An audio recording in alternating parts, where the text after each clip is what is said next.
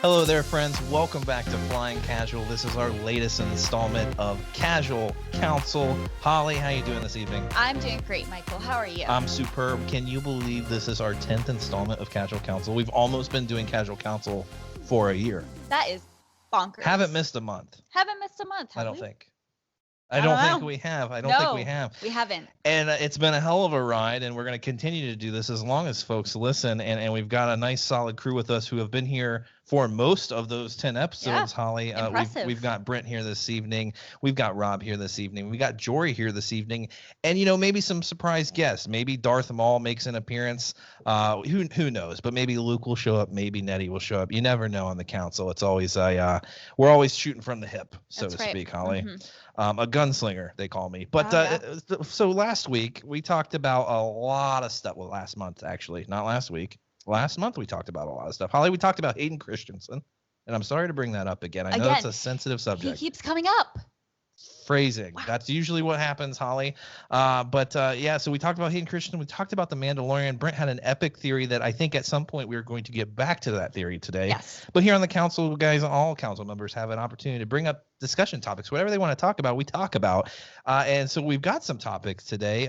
We have a shared Google Doc that is a private Google Doc that we all add discussion topics to for the council. And this week we've got a couple of good ones. Some Mandalorian discussion, Holly. That special look we talked about this week. Special look. I'm excited to hear what these guys think about that. And something that we don't talk enough about on the podcast, Holly, and that is droids. Droids, my favorite. I love the droids, and I think Brent brought this topic up, right. and we'll talk about it in depth because the droids don't get enough love. Brent, they don't get enough love. I feel like they're 50% of Star Wars, so I'm really glad you bring them up. I feel like we ignore the droids when most of the time they're actually saving the day. So what did you have to talk about tonight about those fellas that we tend to neglect here on the podcast?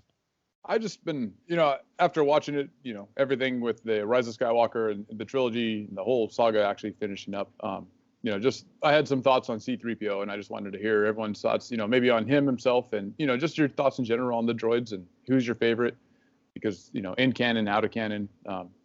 But, we got a bunch of them. We have R2, he's always there saving the day. You got BB-8 from the new stuff. You got the little dude from Fallen Order. You even got the little Dio there from Rise of Skywalker at the end. So, just general thoughts, and, we'll see where the conversation takes us and go from there.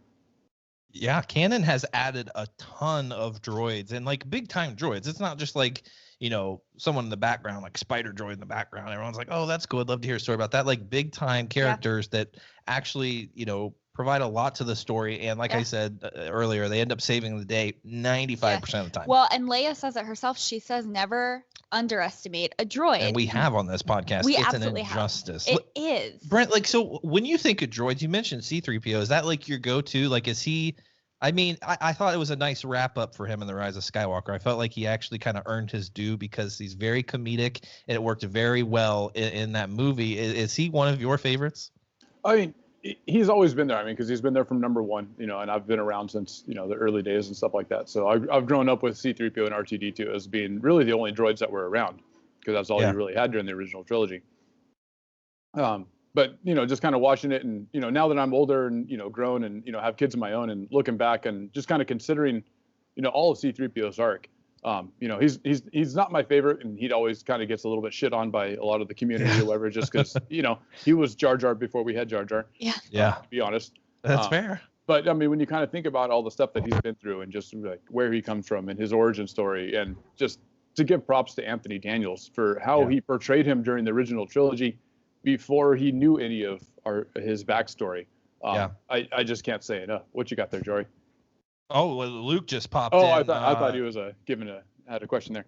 Oh, Luke just popped in, so everyone, Luke just joined as well. Luke, we're talking about favorite droids and what they provide to Star Wars, and Brent's telling us about C-3PO, growing up with C-3PO, and how he's now seeing his kids kind of experiencing new droids in Star Wars. Is with your kids, Brent, is there a particular one that they gravitate towards nowadays? Like maybe the kind of that R2 character back in the day that everyone seemed to really love. I mean, they still do, obviously, but he was a huge hit back then.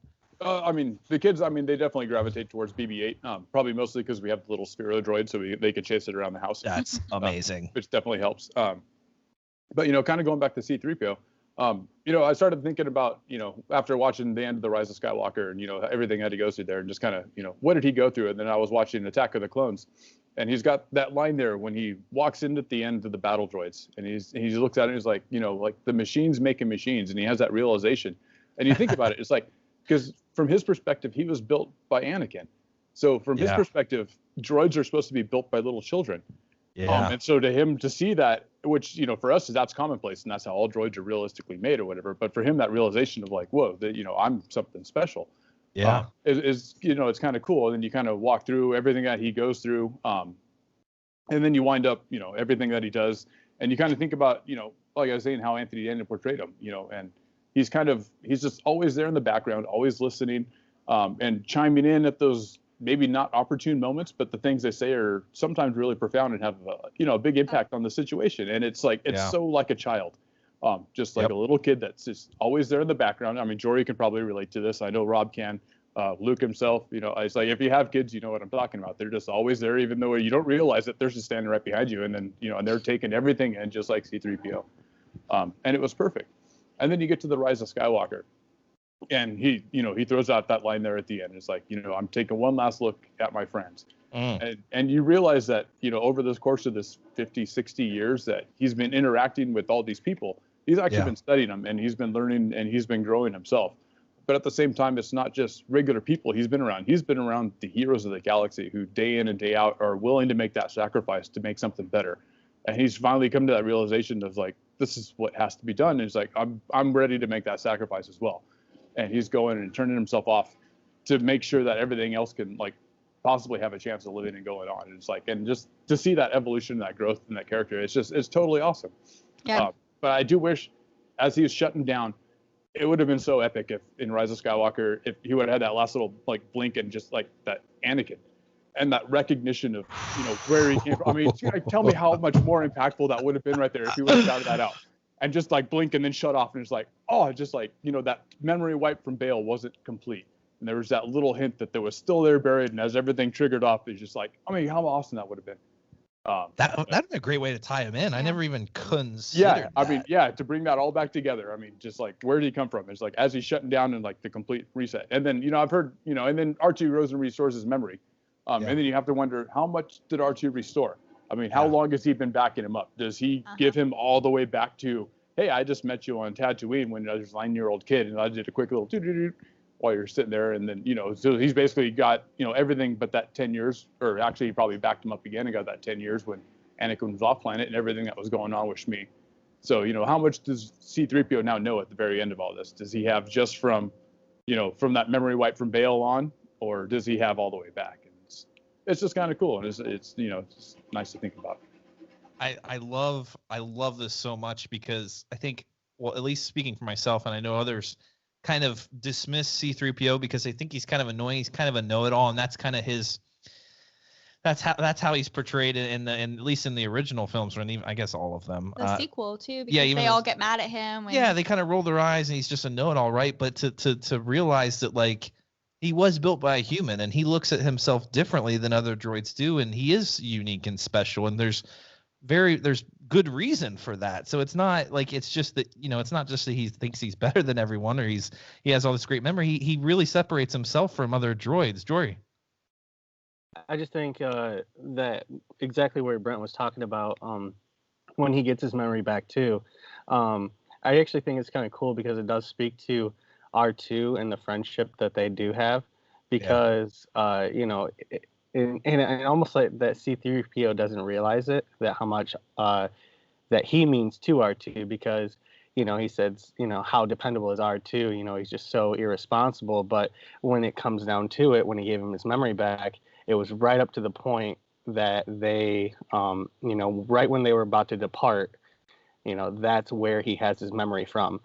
So it really speaks to R2 as, he was always looking out for him as much as maybe, R2 thought of him as an annoying little brother, or however that relationship really was in R2's mind. But, when it all came down, he was always looking out for him.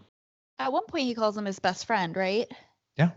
So I just think that's like, I feel like we kind of think like, oh, a droid's just a droid, but they're so like, I don't know, personified, I guess. They Yeah. they all have a personality and they have thoughts and feelings that they, you know, exhibit, and they're not just like machines that are only built to do what their makers tell them to do, you know? I mean, I guess it depends on the maker, but I just love how different they all are, and I don't know, they're just like all the other characters, and they deserve the same kind of storytelling. Yeah, it's crazy to me too that I don't know if a lot of people know this, but so Brent mentioned Anthony Daniels, and yeah, he is the guy in the suit, but originally George Lucas was gonna have someone else do a voiceover.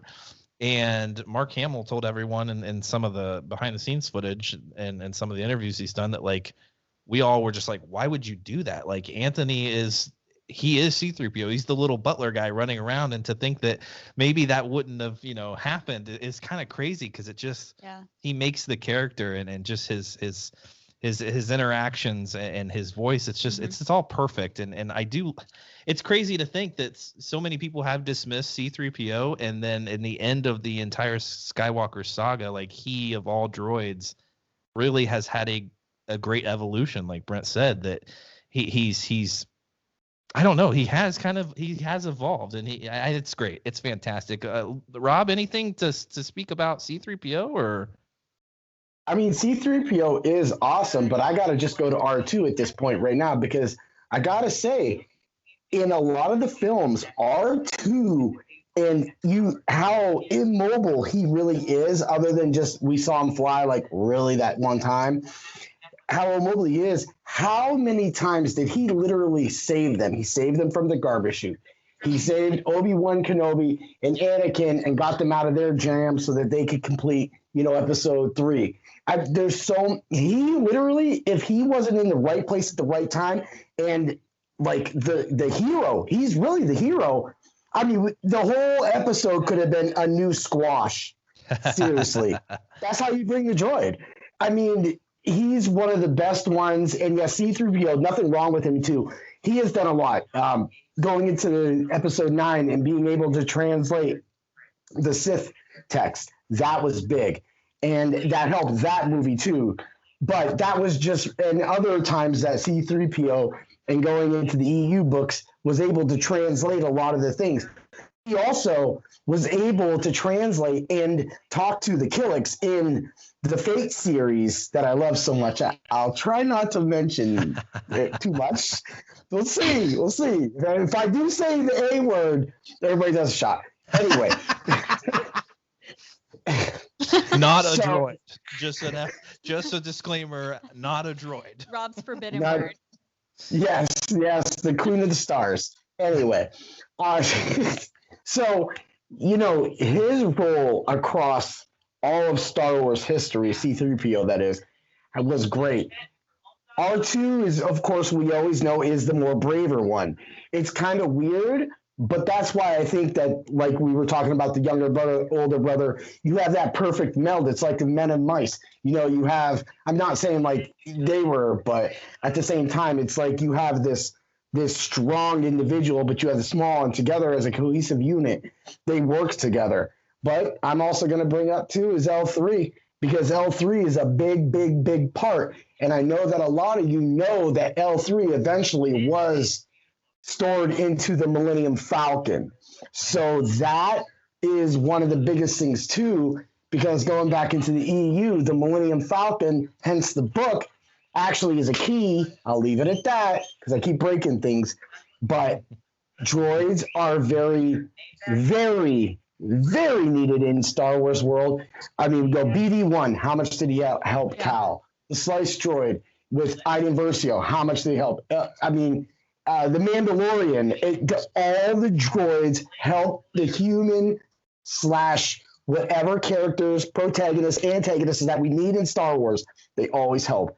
And like we said, we ignored them for a long time. They are part of Star Wars more than anybody thinks they are. That's how it rolls. Yeah, they're often getting our heroes and heroines out of precarious situations, and they're also used, for comedy a lot of times. And I thought C-3PO in Rise of Skywalker, everything they did with C-3PO was so spot on when they're on Panassus and everyone's talking and he mentioned something and everyone looks back and C-3PO's like, it's just like Brent said, he sees himself as one of them and they're all looking at him and he just looks back. He's like, what are we looking at? Like he doesn't see himself as a droid. And that's often probably why he's so hard on R2. He separates himself from all the other droids, very similar to L3 as well. Luke, you're coming in a little late, but is C-3PO a big favorite of yours, or maybe, you know, R2, or is it some of the newer droids maybe that you relate to nowadays even more so? I like droids. I like Star Wars. Borat on the podcast. Oh wait, sorry. Just had to get that out of my system. I watched Borat last night. Me as well. We'll talk about that after hours. Oh yeah, the Borat podcast is recorded later. That's right. True. No, yeah, a lot of great stuff. A lot of thoughts come to mind. I don't know if you guys have you talked about K2SO at all. No. Yeah, okay. That's So let's get to K2SO. That was a dynamic that I think is unique. I mean, we've had like L3 has her sass too, but I think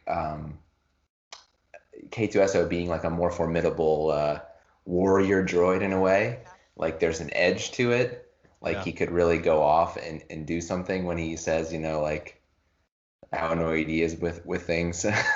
So like there's a slight menace behind the comedy. And I just I haven't seen Alan Tudyk in that much, the actor who portrayed him.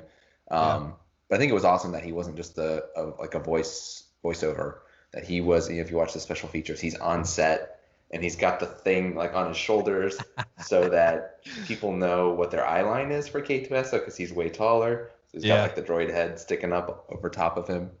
That must have taken a minute to get used to, just not like laughing at that get up on Alan Tudyk. But I haven't seen him in very much, but like I always have like a soft spot for him because I loved A Knight's Tale when that came out way back when. And he was, you know, one of the two guys along with Heath Ledger. I don't remember the actor's name, but the other guy went on to be Robert Baratheon in Game of Thrones, and he's awesome. Oh yeah. So those, you know, three really cool actors in that movie. When you look back on it, unfortunately Heath's no longer with us. So yeah, I loved, you know, the K2SO character in Rogue One. Gave us a bit something we hadn't seen before in terms of we'd seen IG-88, you know, an assassin droid before, but never as like a fully fleshed out character who's with us throughout the movie. And I think Brent might have mentioned it, you know, kind of like the droids being a good gateway for a lot of kids, I think, when it comes to Star Wars. My son got an R2-D2 toy from my best friend when he was 2 years old, and he's 3.5 now. And every time it makes a bunch of noises, beeps and stuff, and can roll around on its own if you press a button. And every like 20 odd presses, it's got Leia saying, "Help me, Obi-Wan Kenobi, you're my only hope." And he just like loses it every time that one comes around. And he hasn't seen that much Star Wars, but he knows BB-8 and he knows R2 are part of Star Wars, and they're so iconic and so like visually like immediately identifiable.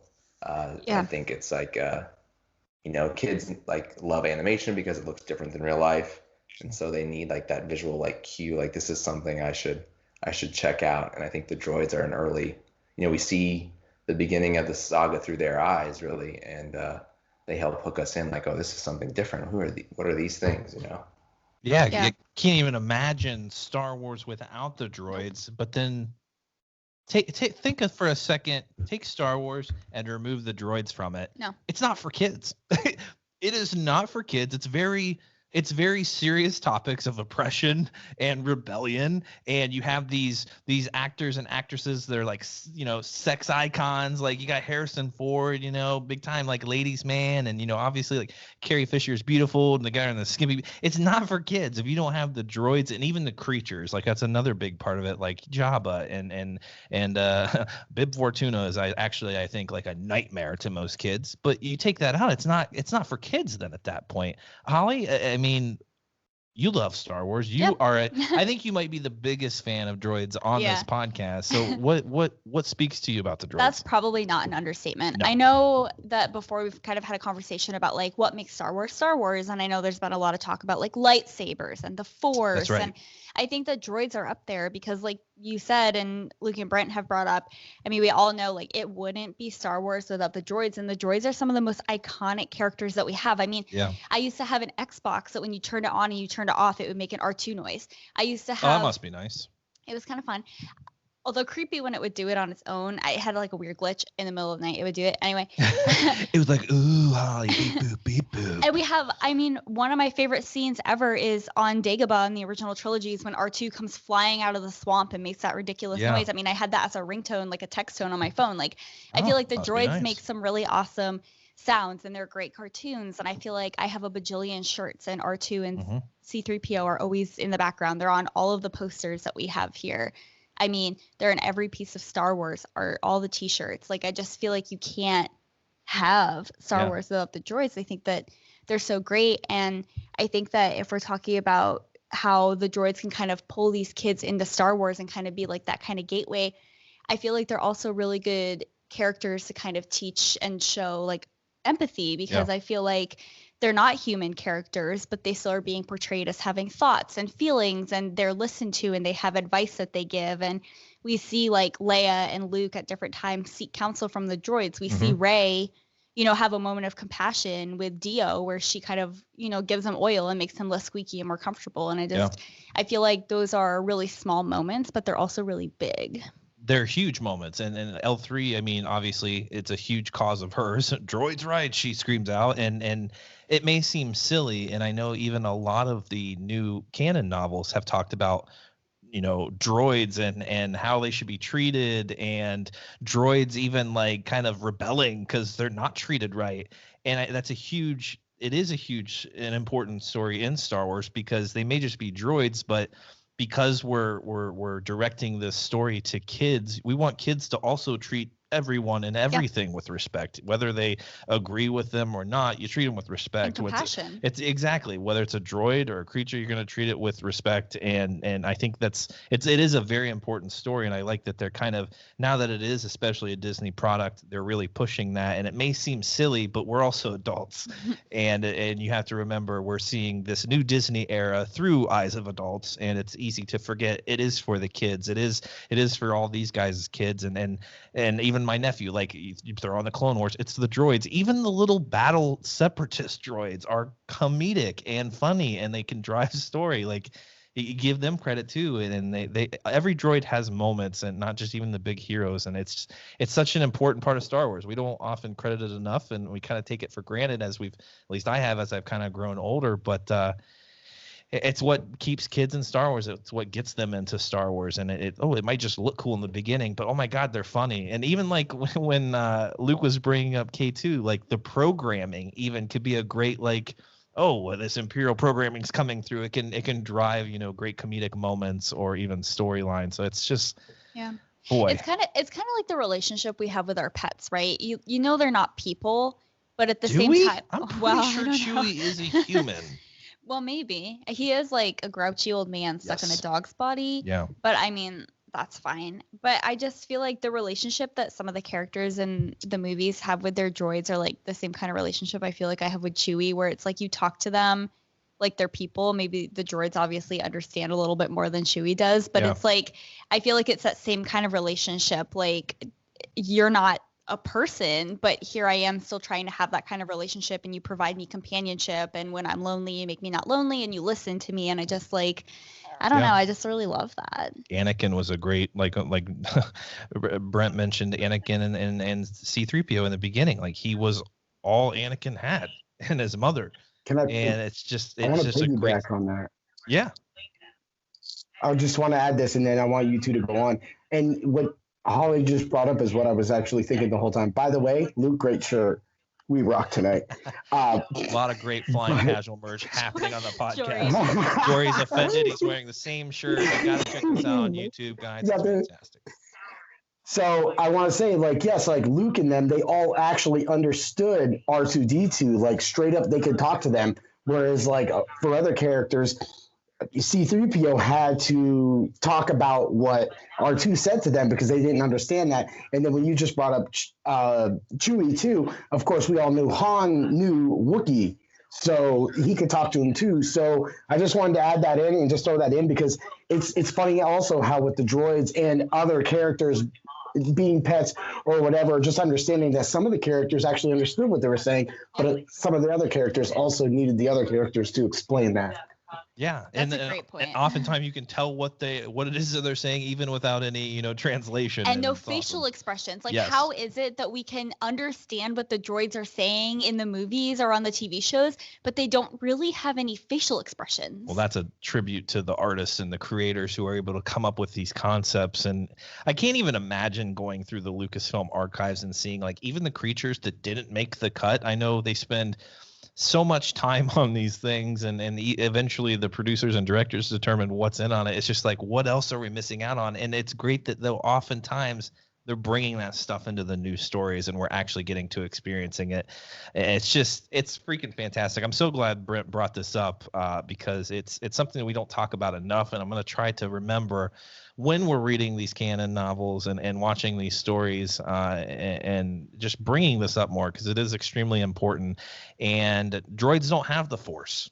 They don't wield laser swords, but they're such a huge integral part of Star Wars, and they are entitled to be, discussed way more on this podcast. Droids' rights. I will say this. One of my favorite moments. It's been a while since I've watched Rebels, so I'm probably going to get the scene wrong, so I'm not going to give the specific details, but there's one episode where they're trying to get in or out of some like a building that the Empire has like blocked off, and they're surrounded by the Empire, and they're like, how are we going to get in? And then Chopper's just like, and he just like wheels himself out there and he just like presses the button and opens the door and everyone's just like, something's wrong with him, he needs to be reset, and then they all get in. Like, it's like little moments like that where the droids kind of like get fed up with having the conversations about like, how are we going to do this, what are the technical details, and they're like, we're just going to do it because they are probably the most logical of all of them, right? And analytical, and they like, there's a very easy solution, but none of you are going to listen to me because you don't take me seriously, and it's comical, but there's also a if you want something done right, do it yourself. Or have a droid do it. That's what the droids say.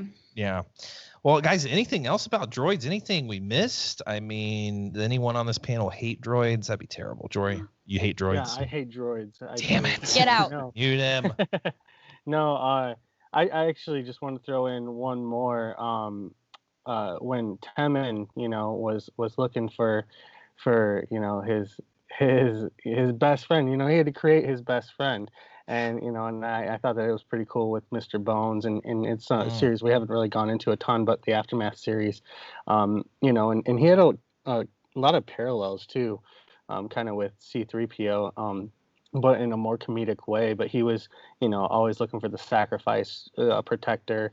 I guess not necessarily exactly like C-3PO, but his end, I guess his original body's end, came when he was protecting Temin's mom, because Nora, and they go down or whatever, and I don't want to give too much away, I guess, but he has that same mindset that we were talking about earlier with C-3PO of making that ultimate sacrifice, for the people that he loves, or the people, or somebody else that that he loves, his mom, so it's pretty cool. Mr. Bones is hilarious, and if anybody hasn't read Aftermath, he's a great addition to that. And Luke earlier was talking about the guy that played Robert Baratheon. It's Mark Addy, and I just want to give him a shout out because Mark Addy is a phenomenal actor, and Alan Tudyk was also in 42. The Jackie Robinson story. He was the asshole. I guess we can't say hole, but the ass manager. And he was in Dodgeball. He's Pirate Steve. So Alan Tudyk is one of my favorite actors, actually. It's kind Firefly and Serenity to stay in the sci-fi realm. Yep. He was in iRobot too. He actually played the actual robot in iRobot. So he actually has done a lot of that. It's kind of behind the scenes, he plays a character that isn't, actually see his face. That's why it's, he's a guy that you kind of remember, but then you're like, how do I remember who he is? But no, a fantastic actor. That's I'm glad you brought that up, Jory, because we've talked about, how iconic these characters are and how they save the day and offer comedy when, it's needed. But droid sacrifices in Star Wars are some of the most brutal things. Like Mr. Bones, and that's a huge testament to Chuck Wendig, because Mr. Bones was freaking hilarious and brutal and violent all together, and just the writing was just genius. And I can picture him in my mind. I don't even know if I've ever seen a depiction of Mr. Bones, but in my mind I know exactly what he looks like. And that's just a great character, and you feel that sacrifice, and you're only reading the book.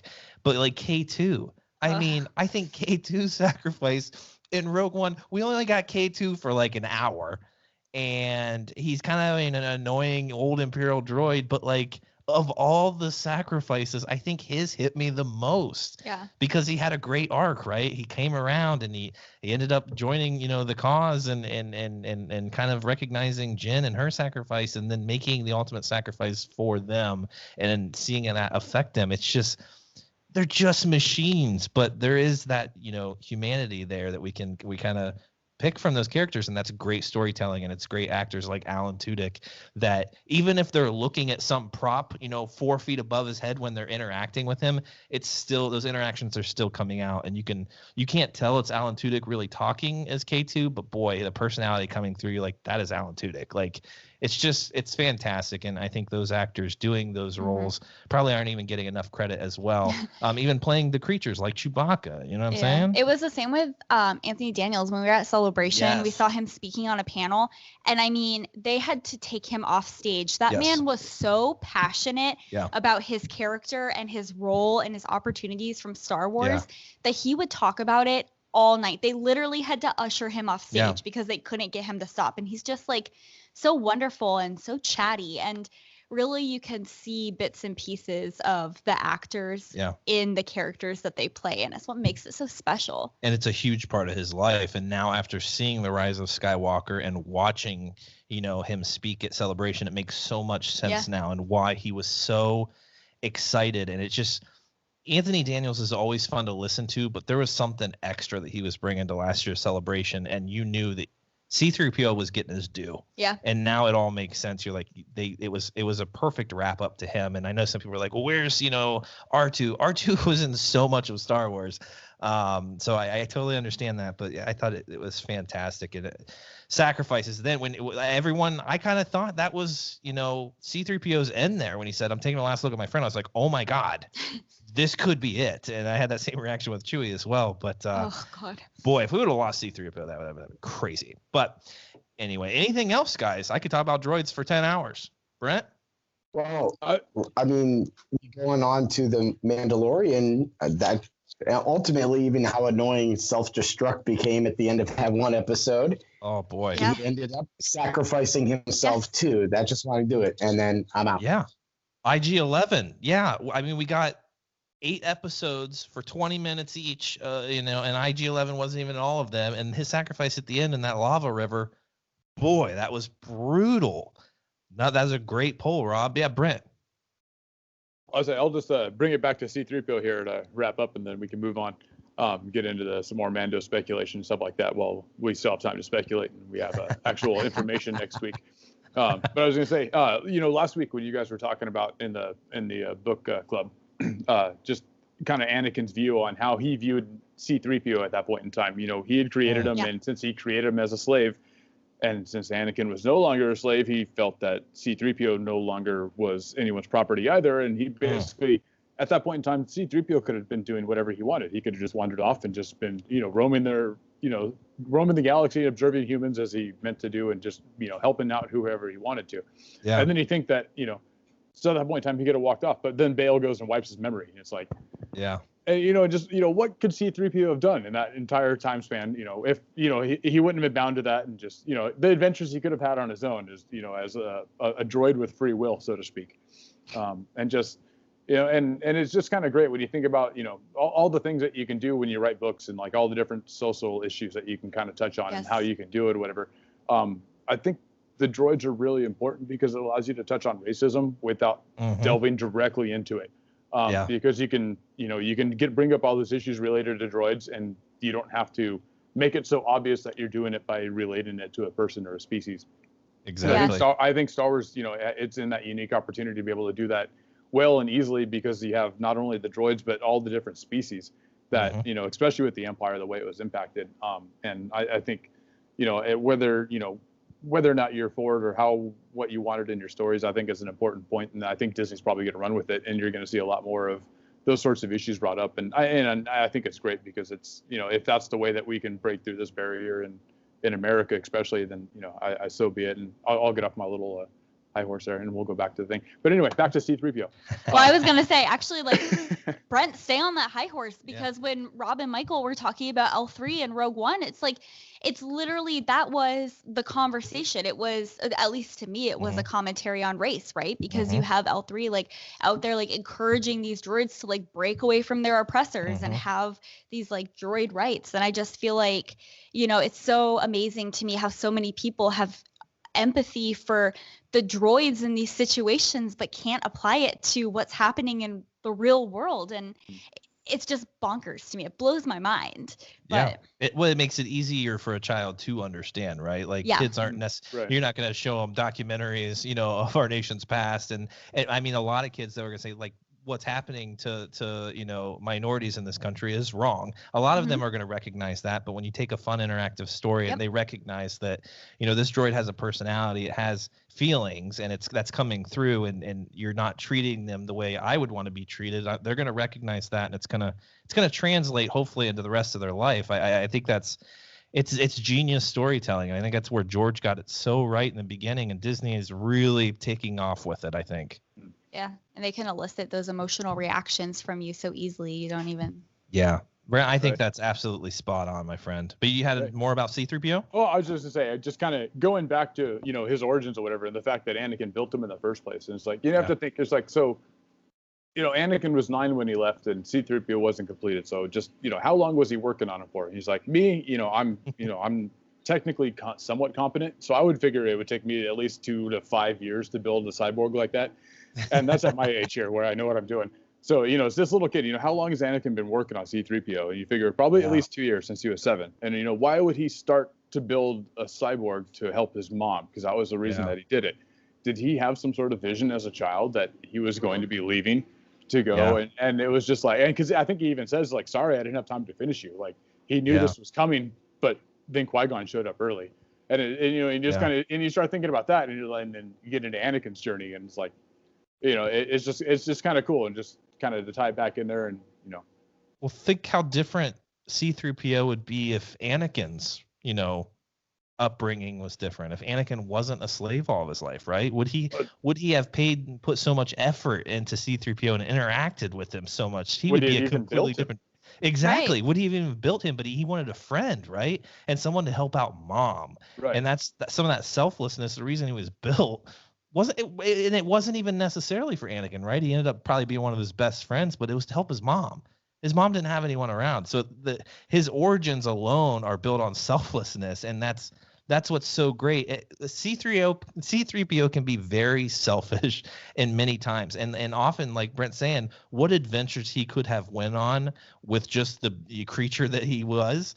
But his dedication was to his friend R2. And when R2 said, no, we gotta go do this, and he's like, you're always getting me into trouble. But he's dedicated to that friend that he has made. And it's just, by God, it's such a freaking great story. I could talk about this for days, and I think we need to. We need to continue to talk about this stuff. It's really important, and it feels terrible translating to the Mando. But let's talk some more about the droids in Mando, and maybe what that's. Yeah, Rob. So going back to the scene where CP3O translated the Killick's drawings, ultimately when he translated it, and it's a little spoiler alert because the Killicks were like bugs, and ultimately in the EU the Killicks were like not the timekeepers, but they kept track of everything for all the years. So as the events of all the Star Wars and all the Old Republic happened, they had it down. And what the craziest thing was, if I remember it right, I think I do, it was 1,000 years, because every 1,000 years a destroyer would come back. So if you remember back when we were talking about, and we were talking about Palpatine and how I said Palpatine was the new, not saying it. When C-3PO was able to translate them and all of the hieroglyphics that they had drawn over those years, it almost felt like that Star Wars almost repeats every 1,000 years.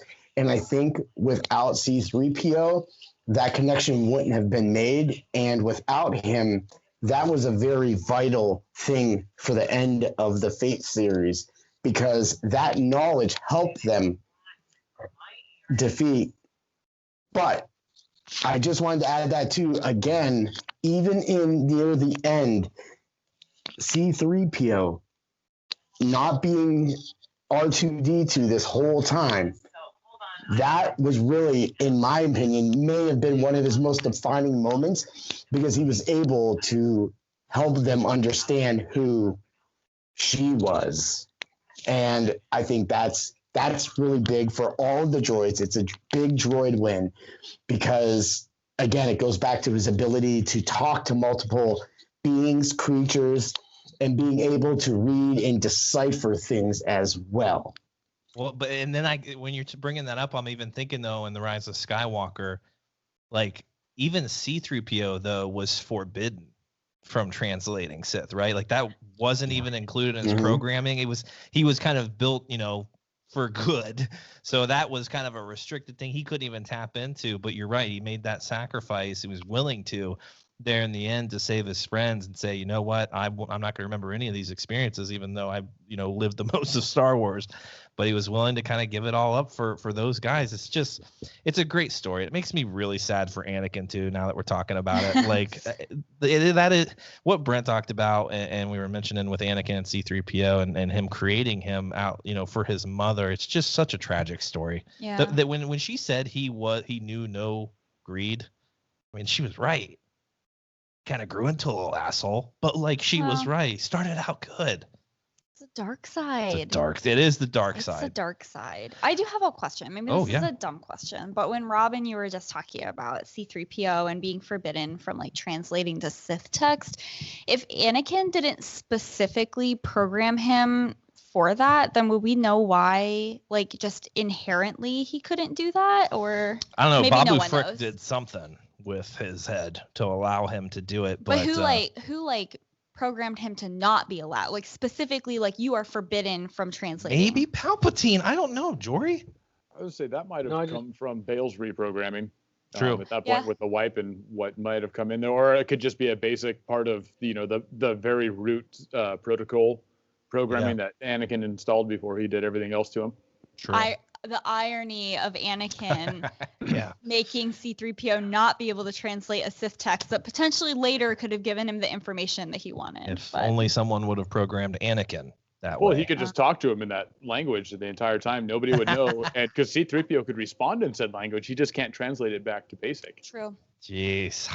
Jory, I got you mid-gulp. Sorry. I was actually just going to say what Brent just said. It was probably a basic protocol droid programming that said like, hey, or maybe it and it could be just something across the board that maybe all the programming because we find out that Anakin and I don't know if this is canon still or not because I don't remember where I heard it, but Anakin did a lot of modifications to 3PO, and in those modifications he probably had programs that he was installing into him, and maybe just across the board, everything's like the ancient Sith language is just a no-no. So, I mean, I'm sure that there's a way that they could explain it, but I don't think that we have ever been told. Yeah. It's just like basic programming. It's like, I will not hurt a living being, and I will not translate Sith. And the 10 commandments for the droids. Right. I wonder if I feel like they have an opportunity to kind of explain some of like the background on these things when they come out with all the High Republic material. And I just like wonder if any of that ever will, because I feel like that was something very specific that came up in the last movie that we hadn't really been given before. So well, maybe it was. I'm not saying like a Voldemort kind of thing, but like, hey, since they're gone, let's not talk about that. Like, we don't want to bring that up again. We went through 1,000 years of that. Like, let's just not talk about them, and maybe it'll all stay and go away. And that's part of their failure, is just kind of living, with a bag over your head. History repeats itself, Jedi. You better believe it. Yeah, it's very, very tragic. But let's move on. Let's move on to the Mandalorian. I know these guys have some thoughts about the upcoming season. What is today? We got a week, less than a week, till this premiere of season 2. And if you guys checked out the special look, that 30-second, somewhat of a trailer, we had a lot of footage that we've already seen before. But one thing that we talked about on our YouTube special, our YouTube exclusive discussion, was going to be a 10-minute conversation turned into like a 40-minute conversation. Honestly, it didn't seem like there was much new in this trailer other than the Mando saying, hey, if I'm going to really find this child and where he belongs, like I need to find more Mandalorians. And I don't know if he said find them first. But we really picked up on that conversation, that particular statement, because everything else we've already kind of seen. So I want to get the council's views on that special look, or like, did it kind of lead to any more theories you guys have about where the Mando's going and what's the future of Green Bean, and is the Mando just going to trade him off, to the dark saber wielder and say, I don't want to take care of this kid anymore. Give me the dark saber. We'll make an even trade. Is that something that could happen? Probably not. But Brent, I want to start with you. Did you get to see the special look? But if not, just hearing, the Mando say, I need to go find more Mandalorians first. Like, what's the reason for that? I was able to catch it. I didn't watch it during football because I don't watch football, but it goes on the internet, instantly afterwards. So I was able to get it there.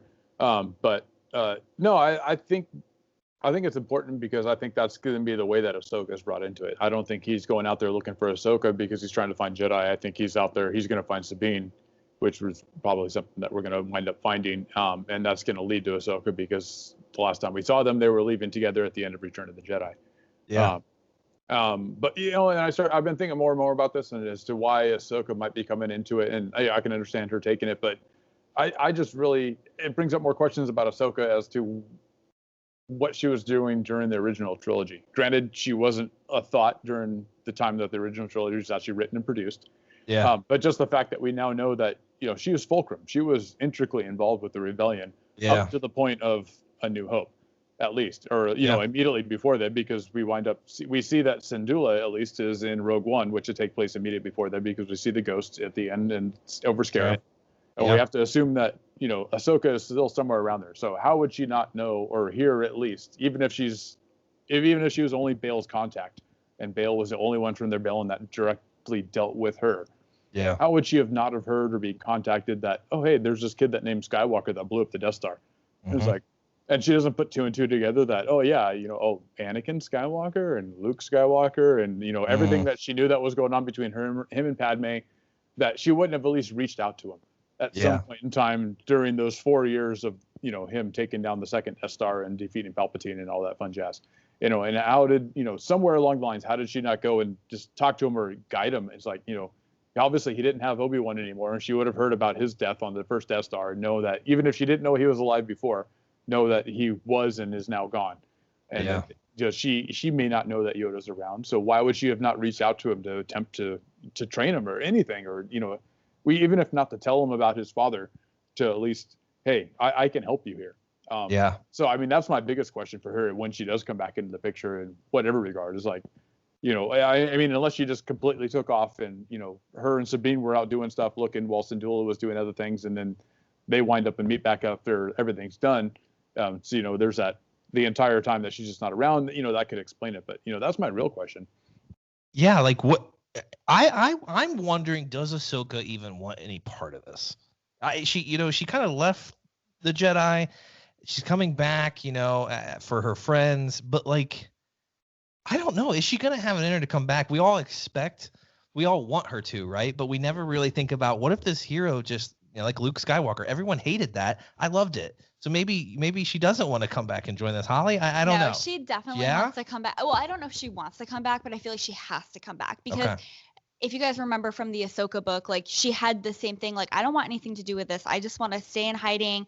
And then she kind of just like comes to the realization, like, this is my calling. Like, I am able to help people. Yeah. I have this gift that lets me help them. Like, that is my duty, whether it's as a Jedi or just as like a citizen of the galaxy. Like, that's my duty. So I don't think that she would run away from that.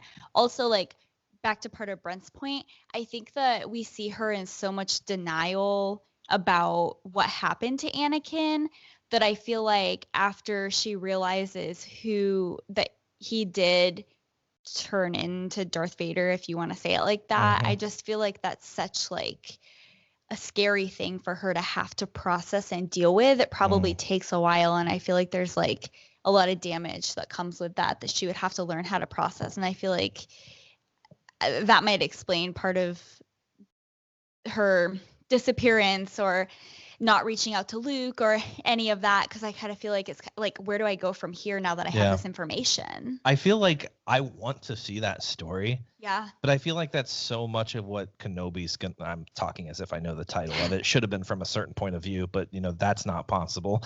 But like, I feel like we're gonna get so much of that, of regret and processing this, and we find out why, Ben Kenobi is the way he is. I just don't feel like we're going to go there with Ahsoka. I think it's something we're going to maybe read in a book, right, off screen.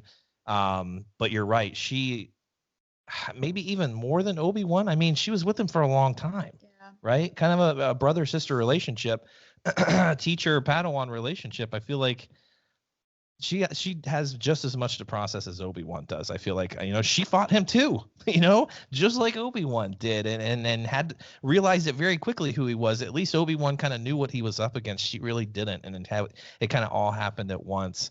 What I like Brent bringing up was Sabine. Yeah. I don't think we talk so much about Ahsoka and even like Rex being in this show. We don't talk about Sabine enough, because I think Sabine kind of makes some sense too. And, in Rebels, Sabine, she wielded the Darksaber for a bit. Didn't really want anything to do with it. It didn't feel like she thought she was worthy.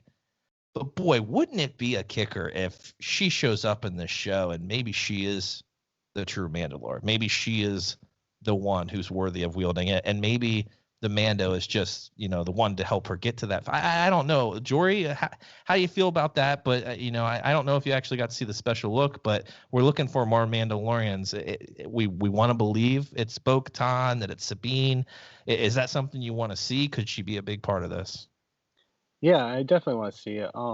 I actually didn't watch it until just recently, but I did get your guys' thoughts on it. So, from last week's podcast, or no, I'm sorry, the special on YouTube. So, no, I'm definitely down for them to make this an all-encompassing, get Sabine Wren in there, get Bo-Katan in there. I'm really starting to ramp up in Rebels now. Let's go. So you guys will be proud of me. Finally watching through it. But no, I mean, I'm definitely down for them to bring them in and make them part of this universe. And for me, I'm actually a big believer, and I know you guys kind of talked about this before, but I think that Sasha Banks' character is going to end up being Sabine Wren. I mean, that's just my personal opinion. I really do see a lot of parallels and why that would make sense.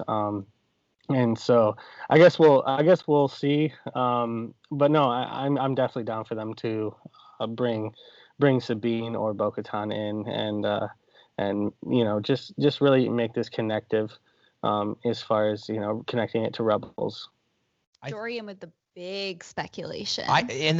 He's absolutely right. I went in with the Mandalorian thinking, we're not going to connect much, and then boom, here's this Yoda species, right? Day one, here's this thing. We got to explain this. And also the Darksaber's in here. And I don't know why I never suspected something that huge happening when you have Dave Filoni a part of the project and Jon Favreau being a huge fan of those products.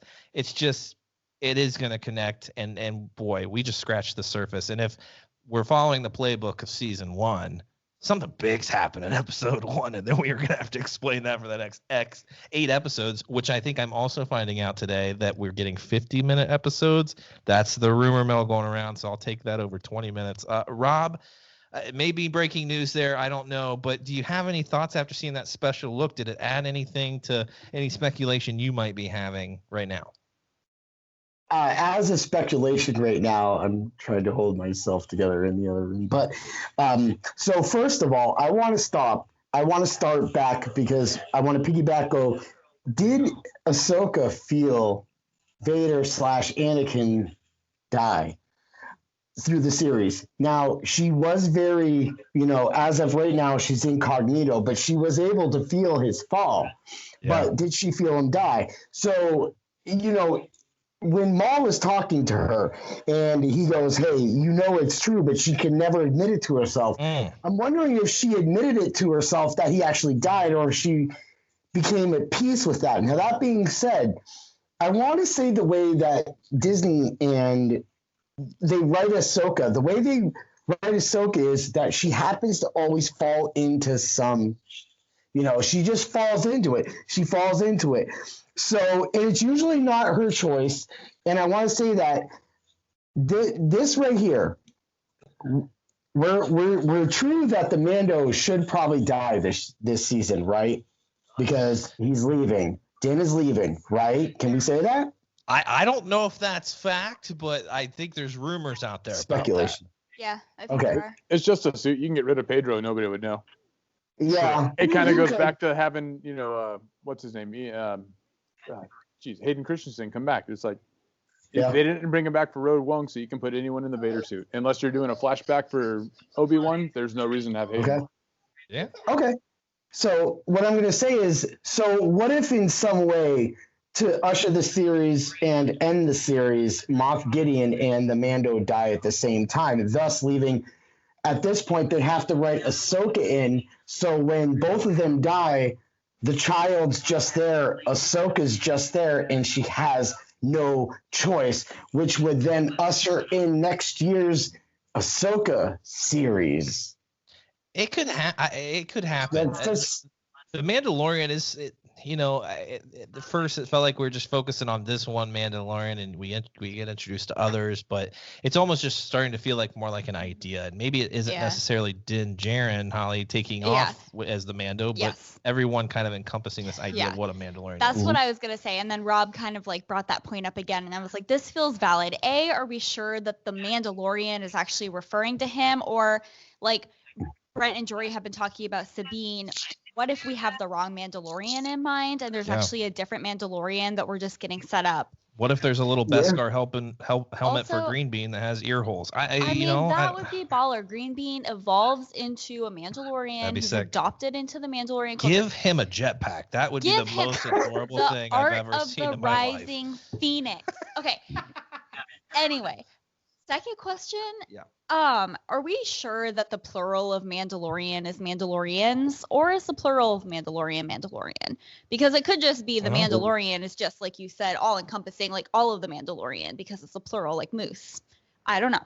Yeah, I mean, the Mandalorians were led by Mandalore. So it's just, is it that the idea of a Mandalorian is just kind of changing, and it is more of an idea now, and they're not so much a people? I don't know. I mean, that's what we like. Well, personally, I will not speak for anybody else. I will just speak for me. That's what I kind of liked about the whole concept of the Skywalker, like Rey Skywalker. She's not like, it's not like the Skywalker bloodline per se only. It's like Skywalker as a concept, like the kind of person that you are.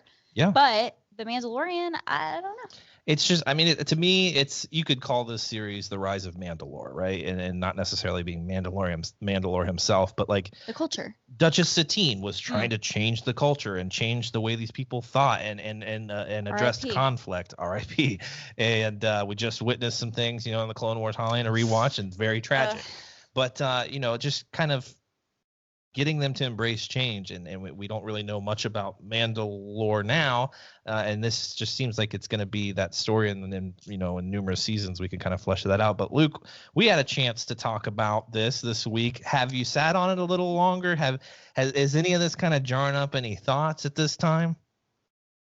Yeah, in terms of which characters we're going to see, and the ones we've already kind of been revealed, but we don't know who they are.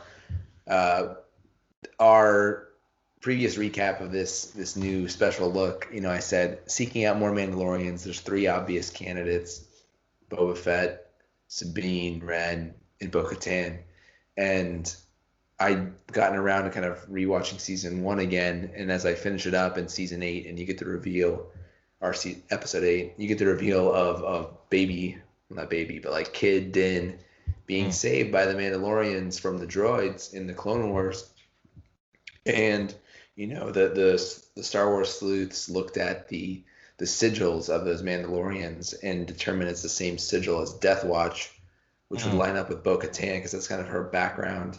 Yeah. So to me, that hints towards like he would seek out, like he must hold Death Watch in some high regard because they're the ones who saved his life. Let's go. So to me, like that hints most strongly to Bo-Katan, and it's been rumored that Katie Sackhoff, who voiced her, is in the cast. And I think the Sasha Banks character, if they're not trying to do some misdirection, the voiceover in the first trailer heavily hinted at her being more of a Force wielder Jedi than a Mandalorian. So if they weren't trying to do it like a switcheroo or misdirection, I don't think Sasha Banks is Sabine Wren. But I don't, you know, they could be just, you know, messing with us too. So let's not rule anything out. But for me, it's like, in terms of who the Mandalorian is going to seek out, Bo-Katan, I feel it's like I've really zeroed in on that. That's the one. Yeah. I love talking about Din's kind of perspective of like who the Mandalorians are. He probably has a very limited idea of what they are, what they believe in, their history, their experiences. Because if it was Death Watch, he might not know that they've done a lot of really shitty things. So it's maybe grasping with that history, right, and saying, why? Maybe he ends up not wearing the armor. Maybe the idea of a Mandalorian becomes something more than the armor. It's very. The show so far, when we're talking about Mandalorians, very focused on the armor, right? He's always trying to upgrade his armor, and it's very important. They go to the armor, and they're all out searching for Beskar. Like, it's so important to them, and maybe he realizes it's something more. It's an ideal. It's not just this armor. This is actually pretty restricting, and it hasn't allowed me to really understand, you know, how cruel Mandalorians have been, even to themselves. Like, this is why we are in this situation, and maybe there's going to be some enlightenment on his part. I think that would be really awesome, because it is awesome to see Mandalorians as really badass and see all their awesome weapons. We've already seen a lot of that, but let's get really to the depth of that. You know, the Clone Wars touched on it, and I think even Rebels, we kind of learned a lot more, but I don't know, something about it live action, I think is just going to hit even more. Yeah. And having him maybe reject those ideals or even the armor, I think that would be risky, yes, because everyone loves that idea of the Mandalorians, but I think it would be cool to add some context, Holly. I think that something else, and maybe I'm reading into this too much, but I mean, maybe not, because I feel like they write a lot of stuff in there, but even some of the things that they do, like in the first season, we learned that when they learn how to use the jetpack, it like was referred to as the rising phoenix, right? Yep. And if you think about the concept of a phoenix, I mean, you rise from the ashes again. And I kind of feel like if we're going with that theme of like rebirth and, you know, kind of trying to find your identity, and maybe you're losing your culture, but how do you grapple with those things? I kind of feel like all of those things go hand in hand. And I mean, we know the history of Mandalore, and we know what happens, and we know about the conflict between them and the Jedi. And there's kind of like this theme of coming together for the greater good. Yeah. Perhaps, and putting aside your differences to, you know, do something more meaningful. And I kind of feel like all that's going to come to a head at some point. And, you know, I think that there is going to have to be a little bit of like grieving over like this lost culture, or having it change so much, and how do we preserve that? I mean, I feel like we've talked a lot about the themes of like racial identity and oppression and things like that. And so how do we tastefully do that in a TV show where we're talking about these people losing their culture? Yeah. But I think there could be a way for them to do that. And you know who has a very, very similar experience, speaking of Phoenix, is Sabine Wren. She kind of has had this experience, rejected her family even, right? And yeah, it's complicated with her being in the Empire and all that, but like very similar storyline there. And I think for her to maybe share some of that knowledge, and even we don't really see them rebuild Mandalore, right? Like it just kind of ends with someone wielding the Darksaber and everybody be like, yeah, but like maybe that didn't work out, like obviously. So I don't know. I think we can make this, a much bigger story and add a little more context to these characters. While they are cool and I love seeing them in their jetpacks and stuff, like they've been through a lot. They've been used as pawns in the history of Star Wars. They've had civil wars. It's very complex, and they aren't like we talked about in our discussion. Like Luke mentioned, they're not just. There is not one Mandalorian. There's not one Mandalore. There's clans, and it's very complex and complicated. So, I mean, it could take seasons to kind of flesh that story out, but I'm here for it. And I feel like the story is going to be bigger than Baby Yoda. It's just, and maybe he's the one to bring them all together. I don't know. I mean, he is cute as hell. So it's like, and I want to see a jetpack on him. Now that we've talked about it, I have to see a jetpack on him. I think that would be. His ears flying back, right? Like flying around. Put a little pair of goggles on him. That's a plush right there. Disney, I swear to God. Yeah. Yes. Exactly. Like that's a money maker. I swear to God. If that actually happens because they're listening to the podcast, gonna be real pissed. Picture him expect royalties. Like Snoopy the Red Baron, except this Baby Yoda in a jetpack. Jeez, I would be down. Oh. What else, guys? X-wing instead of a biplane. Yes. Oh my God. Oh my God. Yes. Oh, speaking of biplanes, I have actually flown in a biplane when I was very young. One of the coolest experiences ever. Flying's great, but when you're in a biplane and the breeze rushing through your hair, you got goggles on. One of the best experiences. Very dangerous though. Very dangerous. Anyway, what else about the Mandalorian, Rob? I got. You guys really blew my mind. I know that like when you guys see me flipping out, you got to understand that my wife, Chrissy Ray, is getting I'm literally shouting as these things happen. And I'm only speculating this right here. But now, I don't want to say this goes with time travel. And I just talked about 1,000 years. And it's kind of weird that, like, Yoda was, about 900 when he kind of went away. And it's going to be weird that the child should be able to be strong by 100, which equals 1,000. So Yoda's species is the new age queen of the stars. So how I just described this. So listen. So I literally just did it. So, okay. So instead of like going a destructive path, because apparently with Disney and George Lucas, that Palpatine was the destructive path, and now that's done. We don't need a destructive path right now, right? So what we need is a 1,000 reset, a 1,000-year reset. The 1,000-year reset happens when the child is of age of 1,000. So with that being said, there's no life. And when I go back to the video game theory, aka Secret of Mana, there's a mana tree that regrows over time. So that means that good always regrows over time. And that, I think, could be what Disney is trying to say.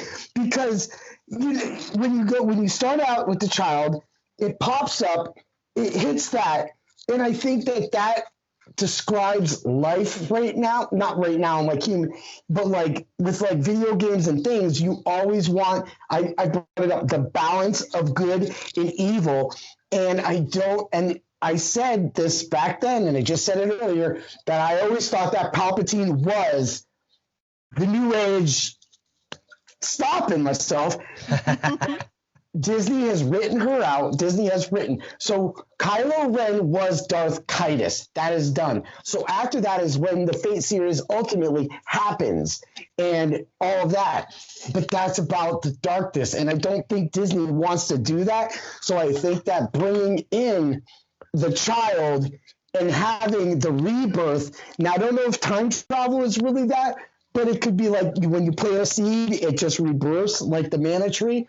But for me, when you were all talking about that, all that went through my head was that timeline and how it can revolve back, and how that I think that the series, the Star Wars series, may be the Skywalker saga, but I think the ultimate good is the birth of Yoda's species throughout the years, to always make sure that there's balance at one point and that there's a point that it has to pass on.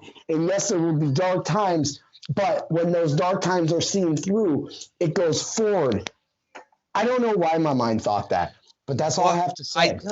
I think it's a unique way that, I'm sure George Lucas, let's pretend George Lucas still owns this property and he's writing, they're like, hey, we're going to do this Mandalorian story. He's like, okay, yeah. So we're going to, we're going to rewrite the Mandalorians and show their history. George Lucas would not have thrown a baby Yoda in here and said, this guy's going to change everything. It's the genius of Jon Favreau saying, you know what? It's, some guy who lost his family and Mandalorians helped him and he wanted to be a Mando. He wanted to get cool. That's awesome. But like throw Baby Yoda into there. And now he's got someone else to think about, right? Is this my path actually? Is finding armor and violence, and is this, or is it taking care of this guy and following his destiny and hope? Exactly. It's such a unique way of, like you were talking about, rewriting history and kind of starting over with things. Throw a bombshell of this little creature who we don't know much about, but he's cute. He gives us a lot of hope. We don't really know his future, and this guy's along for the ride, and it's going to clash with his destiny, and I'm sure with things he wants and where his focus is. But ultimately, it seems like he's along with the Baby Yoda guy. Well, and like not only that, but I mean, Rob was talking about kind of like the rebirth and like that cycle of like good comes into play, good does its job, goes away, comes back into play. And I kind of feel like, we see like, you think like, oh, Din is the dad and he's taking care of the child and he has this precious cargo. But how many times throughout The Mandalorian have we kind of seen those roles reverse? Yeah. Like the child has protected Din. So I mean, our Mandalorian is not necessarily in control of the situation. So who actually, who is, are they looking out for each other? The child is actually more wise than we're giving him the credit to be right now. You know what it reminds me of actually a little bit? I can see it kind of becoming a Chewie Han relationship even a little bit, right? Like, they've got their own things that they need to be taking care of, but they always find themselves backing each other. Han had this path, we know, in Solo, and, Chewie, helped him kind of steer that in a different way. We saw in the Aftermath series, Han kind of want to be out there flying. I got to go save Chewie. It's just, I can see their relationship kind of growing up like that. Unexpected, I would say. I don't think any of these characters saw life going this way, and they've just happened upon each other. And boy, it throws a wrench in things, and it's just what a unique thing that they've created here. When we all thought we were just going to be talking about cool Mandalorian scenes and flamethrowers, and oh my God, is he Boba Fett? And it's like Bombshell episode 1. There's this Baby Yoda creature, and we have no idea what the hell is next. It's great storytelling, and they're tying it into the bigger universe. It's crazy. I don't know. What else, guys, about The Mandalorian? I mean, we got 6 days. Jory reminding me with the chat that we did talk about Brent's theory. I think we touched on it. Maybe a little bit of time travel with Baby Yoda. And is he actually Yoda? Brent, is that something you want to flesh out more tonight? Or, I mean, do you need 3 hours dedicated to this discussion? I mean, I don't need 3 hours, but the group might. That's always a definite possibility. No, I mean, I don't know how much more to come in. I missed a little bit of the conversation, so I'm not sure exactly what prompted the discussion that was going on. But no, I mean, Baby Yoda. I mean, it's one of the greatest mysteries since what happened to Ben Solo and why did he fall to the dark side. Hopefully, we'll get the Baby Yoda one somewhat resolved this season. I mean, I don't think they're going to do it fully because I think Disney wants to milk this cow for as long as possible. That's right. So, I mean, I figure we got at least 2 more seasons after this one, up to season 4, before we really figure out anything substantial about the Baby Yoda character. So, I mean, this one's probably going to be setting up, this whole season's going to be setting up a few other characters coming in so that they can do some spin-offs, maybe, do the dedicated Ahsoka thing, do, a couple other things that they can kind of tie into whatnot. So, we'll see what happens to the Mando or whatever. Has anything that we've gotten since we talked about this changed your mind at all, or any additions, any revisions to the original theory? No, I'm still hoping that we get something just completely and totally wacky. Like I said, we've had Jon Favreau, he got involved with, he's been there with the Marvel, whatever. They did the time travel thing. Filoni introduced the world between worlds initially, and he's involved with the whole thing. So the realm of possibility is, it's not far-fetched. for them to pull something Absolutely. like this off. It's just, the details of how it works out, whoever. And I threw out there that, Darth Vader was the one that made the dark saber. That's just because, who else would be powerful enough to do it? And, and that would just, why not tie it all the way back into everything? Plus, it gives a convenient way for Gideon to get a hold of it without actually having to have killed off Bo-Katan. Or whatever. And then, and I was kind of looking, I was trying to figure out, what was going on, because, you get mention of the siege and the purge, and, just trying to figure out the timelines. And even when you go on Wikipedia, they haven't nailed anything down. It's all really vague. And it's like, so you get the Siege of Mandalore, which we saw at the end of the Clone Wars arc, which just goes on there. And then they mentioned the Purge, and the Night of the Thousand Tears. But it's like, I haven't figured out when all that stuff takes place. So, there's the whole, when exactly did Din get adopted by who and done what? And then, when did they see all these weaponries that, Gideon was talking about in episode 8? But I'm just looking forward to seeing Baby Yoda, bust some more Force out. Dark side, light side, doesn't matter. I just want to see kills himself. Little lightning from those fingers. I mean, that would be sweet. Yeah, maybe he can kind of interchange through the light and the dark, and that's what's so unique about him. He can kind of do whatever the hell he wants, and he's a powerful weapon. I mean, maybe that's why everyone's out to get him. I do agree with you, Rob. I think Disney has, they know they got something there with Mandalore and the battle, between the Republic and the Sith. They know they have a story there. It's already been written. They know they want to do something with it. But I think with the story that they had in Rebels, they highlighted it very briefly, like 5 seconds in, a quick, okay, well, there's this dark saber. There was actually a Jedi who was a Mandalorian, and then he had this lightsaber and it was stolen, and like it just was very brief and very not descriptive. So I think you're right. There's something there, and why not flesh that out here? Why not kind of solidify that history for us? It seems like the perfect time with a show called The Mandalorian. I don't know why they wouldn't. Yeah. So I think they need to do that soon. I think at least to help Din, maybe even just we're kind of along the ride with him, learning as he goes. Right. I think that would be a great way to introduce it. Yeah, and the fact that Baby Yoda was born the same year that Anakin was, it always throws into question who was the chosen one. Yeah. Oh my God. And then you wind up with Rey. The fact that Rey was the one that actually, brought technical balance to the Force by finally defeating the Sith, because Palpatine didn't really go down when Vader did it. So, maybe there's all this good fun stuff.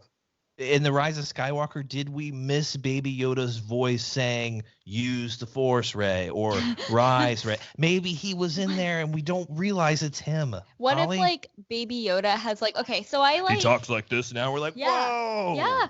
I have, like, I don't know, this vision of, like, at you the had a premonition? End, premonitions?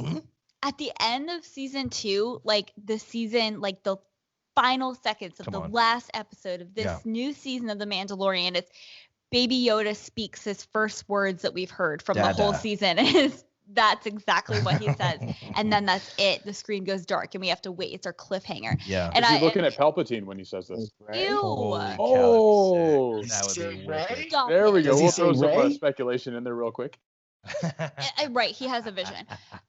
No. That's not what I saw, but I mean, I feel like anything is possible at this point. Yeah. But I just like I will. Yeah.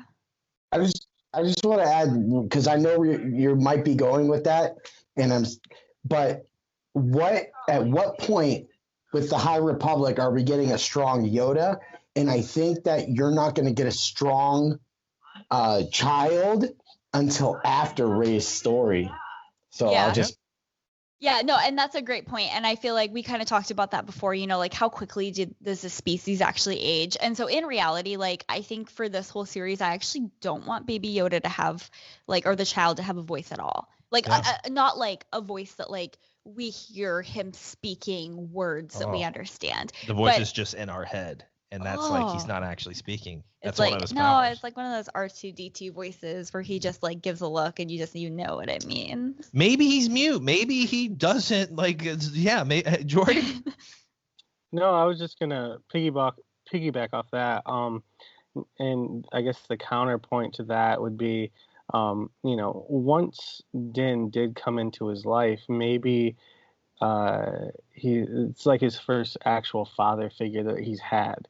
I mean, I guess we don't really have a lot of his backstory, but it's somebody that he's actually connected to. So maybe we could actually get that almost acceleration in his learning, in his psyche, and to where right now he's this little kid that doesn't speak, but with having an actual father figure in his life and somebody that he cares about, maybe it's something that enhances that, and he's able to actually speak at some point during the series. And the only reason that he didn't before is because he was just around a bunch of scientists that kind of treated him more like an experiment than they did as a being. So I guess that's something that could happen, just to kind of be a counterpoint to the reason why he hasn't spoken yet, and and how we found out that Yoda at 100 years old was a master. So it almost just doesn't really line up as far as he's still an adolescent who can't speak at 50, but Yoda was a master at 100. So it's just some speculation there. I guess they do say that they guess that he's 50, but they never actually truly confirm his age. But I don't know if it matters too much. We don't even know where he comes. Maybe he was an experiment. You know what I'm saying? Like maybe it's not even like some. He was one of Palpatine's clones gone wrong. I think we said that. But it's just we have no idea. That the beauty of it is that neither Den or Baby Yoda have any idea what their past is. They just don't, right? And it's both of them finding their way. And I think the story is ultimately it doesn't matter. It doesn't matter if Baby Yoda was created in some tube, with DNA from the species, and then Palpatine. Like, we don't know, and it's ultimately they're gonna find out. It doesn't matter, because always in Star Wars you got groups of people coming together that have been removed from their families, or they've lost everything, and they end up forming a new bond with a new family. And I think that's what's going to be the beauty of it. It'll be interesting to kind of learn where he comes from. It's just but I do think him kind of even speaking, you're right, like it could take away from that charm, and maybe the series just ends as him as some infant, and then maybe later on we get a story with an older Yoda-like creature. It's just, I don't know. It's so early. We could go 10 seasons with this show. We have no idea. We could go 10 seasons. So my question is, who were the people that were ultimately protecting the Baby Yoda? Was that like that monk group that always studied the Force users that Donnie Yen was? Mm-hmm. Is that same group that studies the Force users and believes in the Force? And is that the people that the Mandalorian and IG-11 eventually had to disperse to get that to complete the job? So that just took me back to episode 1. I don't know. It could all just be, this is that Star Wars didn't even happen. And ultimately, it could be time travel, like Brent said. And we thought we knew Star Wars. By God, sorry, George Lucas. We just rewrote everything. And Yoda's actually going back in time to change history. And none of this ever happened. And Anakin survives, and he's freed, and he becomes a great guy. Every single, the whole Star Wars content just ends with George Lucas waking up and being like, that was a weird dream. Can you imagine? That would be honestly hysterical. All these hurt fanboys would flip out, and Disney would implode, and it would be the insane. end of it. Well, Disney has it now, so it would be Walt Disney unthawing from his carbonite freeze and saying, "Dude, I just had this wicked dream. We got to make this movie." Oh my God. Yeah, Rob's like, that's the ending of The Mandalorian. This is wrapping everything up nicely. Luke, are we crazy? Hello. Let's make another Mickey Mouse. Could Luke, is time travel anything you ever considered with The Mandalorian? I gotta be honest, I listened to the previous councils where some of this stuff was discussed, and I didn't entirely follow all the theories, which makes me think it might be getting a little too complex for the audience that Disney Plus is aiming for. Because when you think about this show, it's like the flagship show on Disney Yeah. Plus. Yeah. Is there anything that rivals it in terms of like The Willow pulling in sequel. some? I Yeah, mean, that's a good one. I'm But that's not excited out for yet. that. We're not. Yeah, it could be a continuation of Star Wars. We have no idea. I'm out again. Yeah, where's Val Kilmer? He hasn't been announced yet. He's not. I don't think he looks quite as good as he used to. Probably not. True.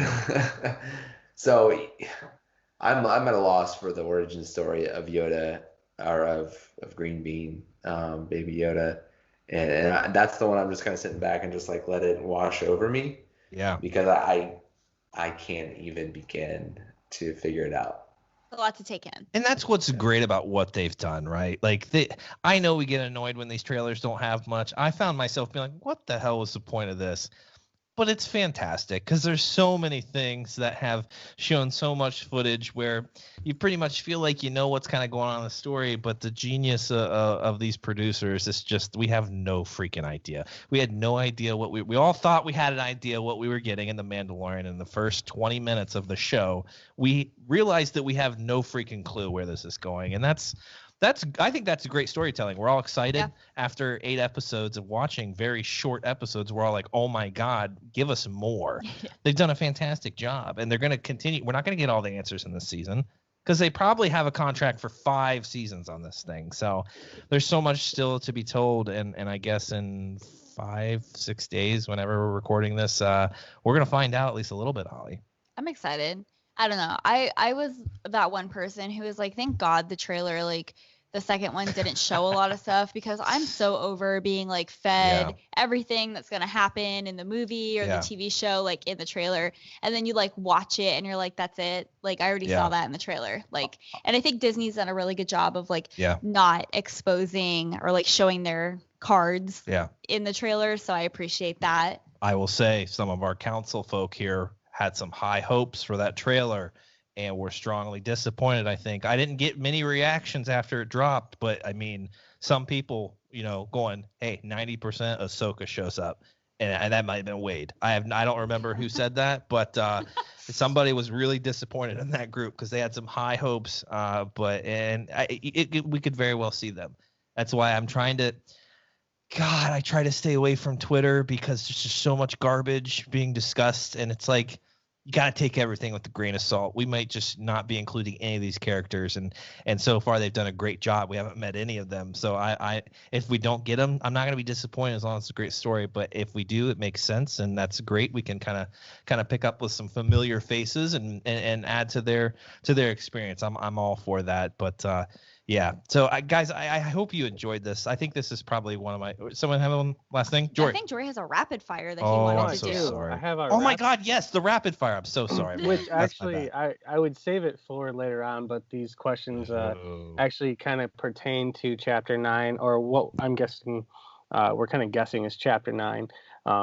This feels like hyperspace inquiries. Is that what this is going to be? We'll end on a high note. Yeah, it's just like real quick, so my question is, these characters, it's just yes or no, and I'm going to go to each person, and are we going to see these particular characters in Chapter 9? So it'd be the first episode in Season 2, all right? So it's just a quick yes or no. And so the first one I have is Moff Gideon in Season 2, first episode, so Chapter 9. Brent. No. Luke. Yes. Rob. Yes. Mike. I think we'll see his foot in the glow of the darksaber.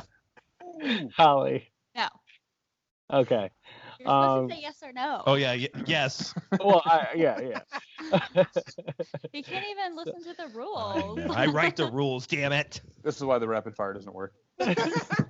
Hyperspace inquiries becomes a 10-minute conversation. That was just a practice round. Yes, you're right. Exactly. Is Abeloth the next question? No. Rob said yes. You're welcome, Rob. Sasha Banks' character. I mean, we don't know who she is, but will she be in episode 1? Brent, sorry. No. Luke. No. Rob. No. Mike. Nope. Holly. No. I said sealed. I guess I didn't give Moff Gideon. I said no to Moff Gideon as well. Timothy Oliphant's character, Brent. Ooh, I don't know. We don't know who he's going to be, but I don't think we're going to see Cal Kestis in episode 1. So no.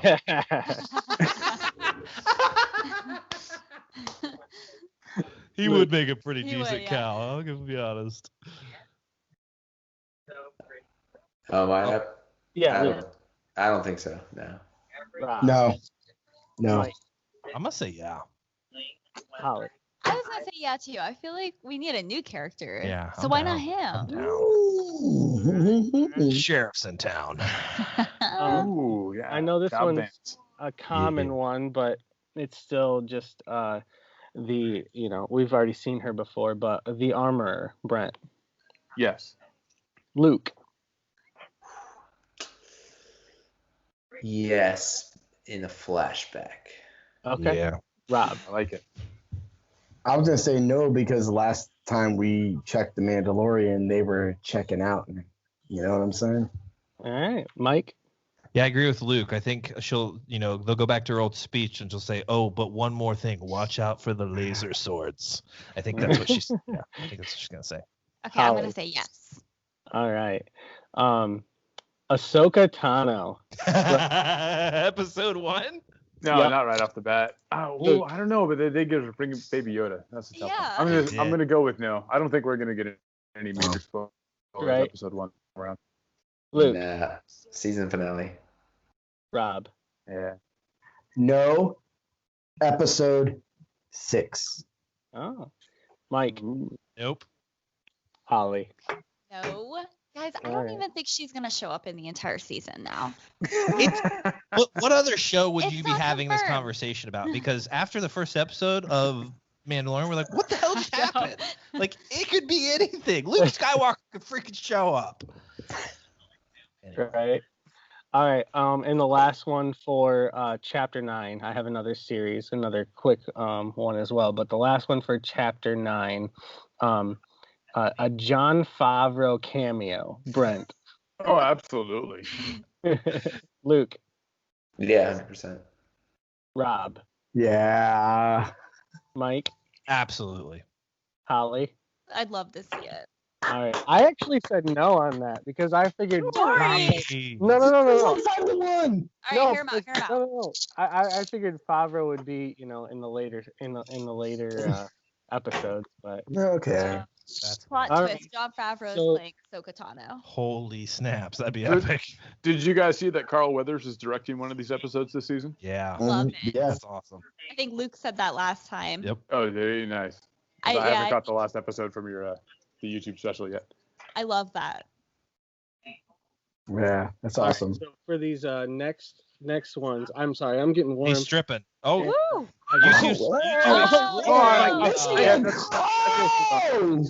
I hope they lost. Oh, We saw- it's we saw. I'll block My that bad. out. Don't That- worry. that is- It's on the box. If That you're is not watching so on wrong. YouTube, I'm sorry. Dory um, just did it on camera. I did. Sorry. There's We the gotta- next one. So more likely to see in all of season 2. So I'm going to give you 2 characters, and you're going to say, which one we're more likely to see in season 2.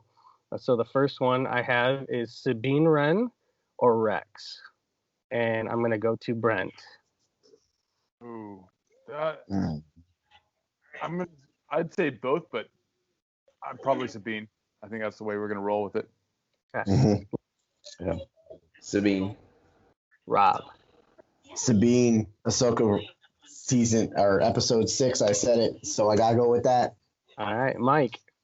I'm gonna say Rex. I think Rex can offer some history to the Mandalorians for Den. I think.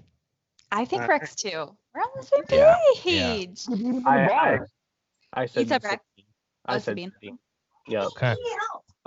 Number 2, Boba Fett or Bo-Katan. And I'll start with Rob this time instead. I keep putting Brad on the spot right in the first. So Rob. Boba Fett, all the way. Mike. Yeah, I'll say Boba. All right. Holly. I think Bo-Katan. Bo-Katan. All right, Brent. I think we're gonna see them both. Well, no, because Bo, if Gideon didn't get the Darksaber from Vader's castle, then Bo's dead. So I'd have to go with Boba. Boba.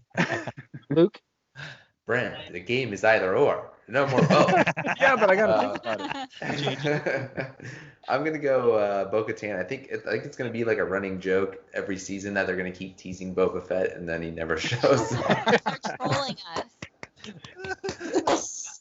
They're paying Tamara Morrison to just be on standby for rumors. I like that.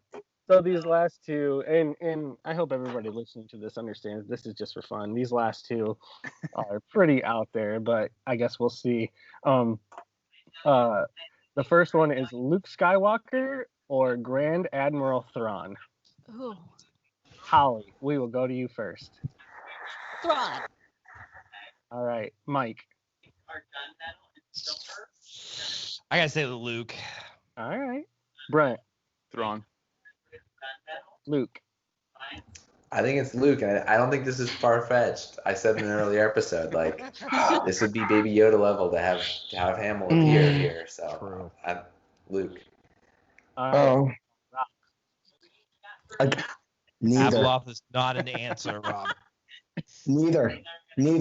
I can't. I don't know why. I want to see Luke. One or the other.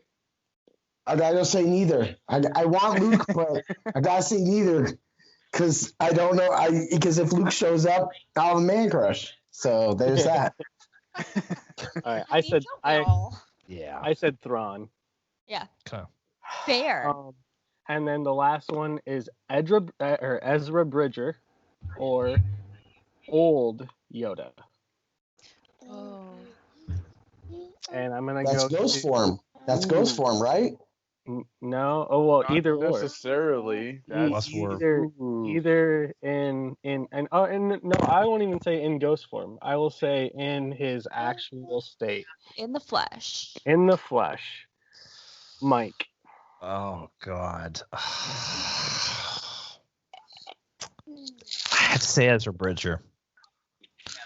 Holly. God, Dory, why do you do this to us? I guess if I said Thrawn, I'll say Ezra. All right. Brent. Ezra. Luke. Ezra. Rob. I'm gonna go Luke because your theory will be Yoda in a memory from Luke, but that goes against everything I just said. All right. Flashback Yoda. Right. Yeah. So it's funny because I've actually had time to think about these and you guys didn't because I didn't give you the questions prior to. So I actually said Ezra, but I thought the Yoda thing would be pretty sweet. And anybody not watching on YouTube didn't just. I mean, they have to go watch YouTube now just to see you guys all just like what like We saw just your nipples. are Yeah, that thinking happened. the entire time. That happened live. Luckily, I can edit that in post-production, which is fine. We'll let them fly. I don't know. It's gonna be a game day decision when that thing goes live. We'll see. We'll see. It is game day almost, by the way. Yep. Right. Well, and that's all I had for those. I just thought it'd be kind of a fun thing for us to do.